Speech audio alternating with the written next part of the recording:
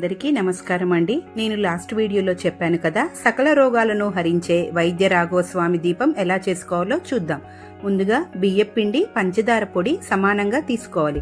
అందులో కొద్దిగా యాలుక్కాయ పొడిని వేసుకొని మూడిటిని కలిపి వాటిని ఒకటి వెండి కానీ ఇత్తడి కానీ రాగి పళ్ళెంలో కానీ వేసుకొని దానిని ఇలా మధ్యలో గుంతలాగా చేసుకొని దానిలో ఆవు నేతిని మాత్రమే పోయాలి, మరే నూనెలు పోయకూడదు. నేనైతే ఆవు నేతి దీపం ముందుగానే తయారు చేసి పెట్టుకున్నాను. ముందుగా ఒక బేస్ తీసుకొని అందులో ఆవు నేతిని పోసుకొని 3 కుంభవత్తులను ఒకటిగా చేసుకొని ఒక 5 నిమిషాలు ఫ్రిడ్జ్ లో పెట్టుకుంటే ఆ ఒత్తులైతే ఇలా తయారైపోతాయి.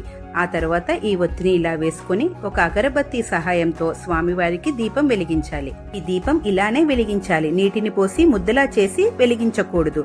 ఇలా వెలిగించటం వలన ఇంట్లో ఉన్న వారికి అనారోగ్య సమస్యలు తొలగిపోతాయి.